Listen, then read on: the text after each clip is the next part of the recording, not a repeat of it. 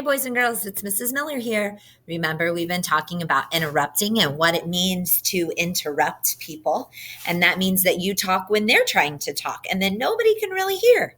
So I hope that you played that game yesterday with someone at home and you realize just how hard it is when someone interrupts you all the time.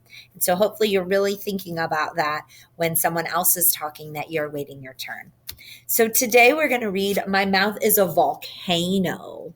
And we're going to see what happens. This is the same thing as interrupting.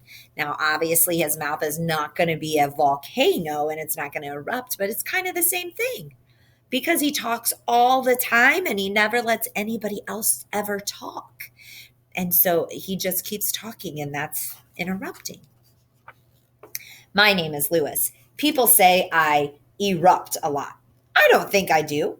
I have a lot to say, and all of the words are very important to me. When other people talk, words just pop into my head. Then they slide down onto my tongue. My tummy starts to rumble, and then it starts to grumble. My words begin to wiggle, and then they do the jiggle. My tongue pushes all of my important words up against my teeth. And then, hey, guess what, you guys?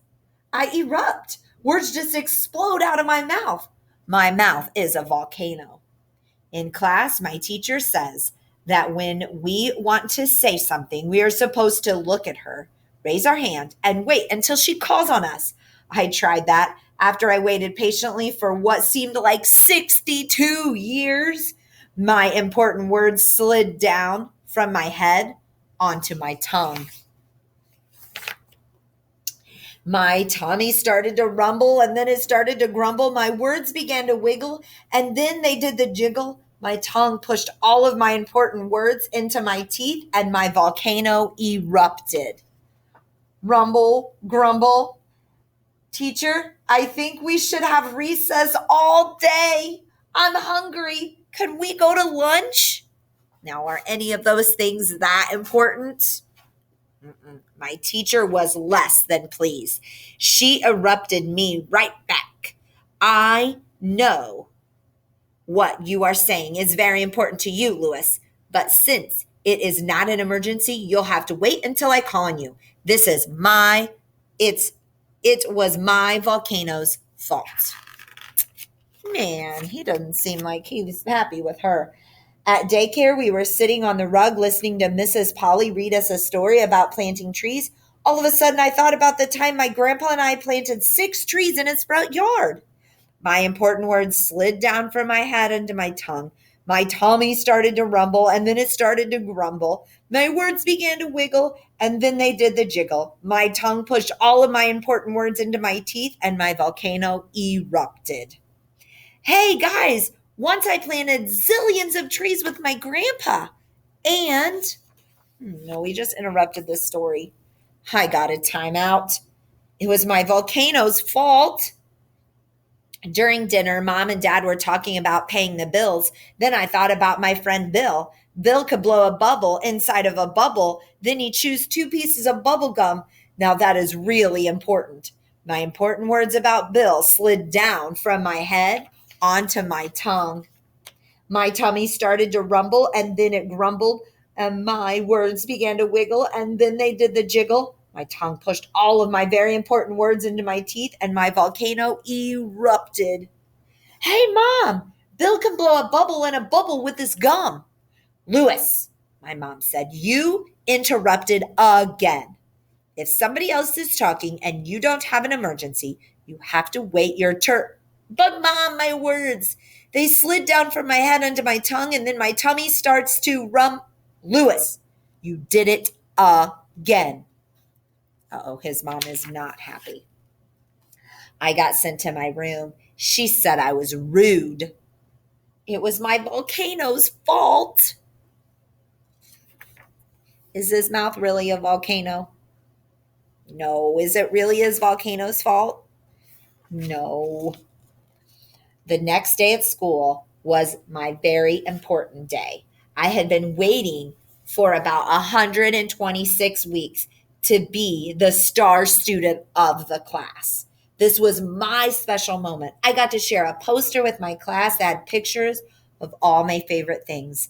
I stood up in front of the class and began to tell them about a time I went fishing. Halfway through my story, Richard started to tell everyone about when he went deep sea fishing in Mexico. His story must have been better than mine because everyone started to look at him. He was stealing my important words. Richard, my teacher said, you just interrupted Lewis. Please wait until he's finished talking and then he might call on you. I couldn't believe how rude that was of Richard. He interrupted me. That really made me angry. Oh, now he's seeing what it feels like, isn't he? And he's not very happy.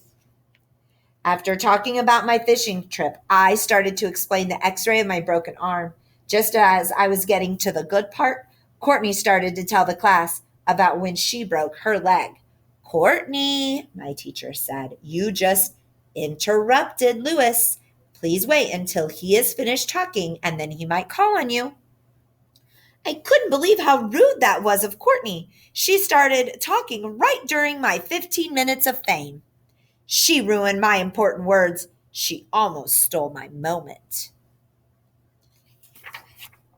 He's not liking when people interrupt him, is he? When I got home, I told my mom about rude Richard and rude Courtney. Now you know how we feel when you interrupt us, said my mom.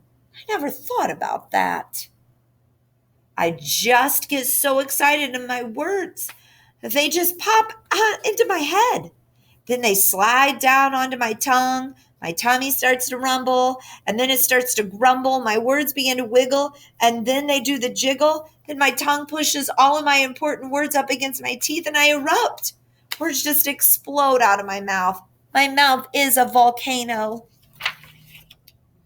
Maybe Richard and Courtney have volcanoes in their mouths too, my mom replied. Never thought about that. Well, son, the next time your important words are pushed into your teeth by your tongue, bite down hard and don't let them out. Then take a deep breath and push your words out through your nose. Then, when it's your turn to talk, take a deep breath and breathe them right back into your mouth. Will that work? I asked. Only if you make it work, said my mom. So remember, she said to bite down, keep your words in, take a deep breath, blow them out your nose, and then when it's your turn to talk, you breathe them back in, and they come back to your mouth, and then you push them out. So he's going to try it, I bet.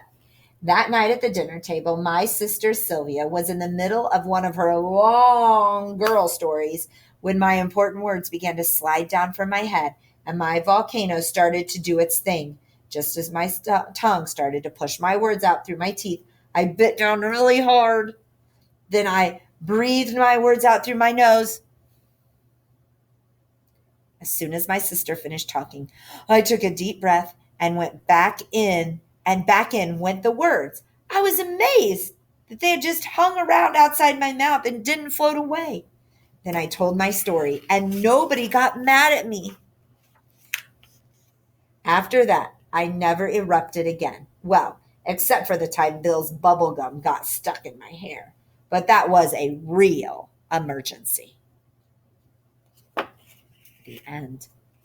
What a great story, My Mouth is a Volcano. I loved that story because sometimes we always think that everything we have to say is so very important.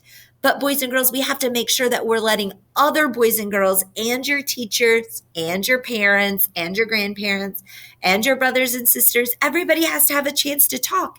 And everybody thinks that what they have to say is really, really important. So remember, his mouth wasn't really a volcano, but the words kind of like just came flying out of his mouth all the time. So sometimes maybe you need to try. You need to try to bite down. Take a deep breath in, blow it out through your nose, and blow those words out. And when it's your turn and to talk, then you take a deep breath, breathe those words back in, and then it's your turn to talk. So keep that in mind. And if you don't like people interrupting your stories, then you shouldn't be interrupting their stories because a lot of you don't like when people talk over you.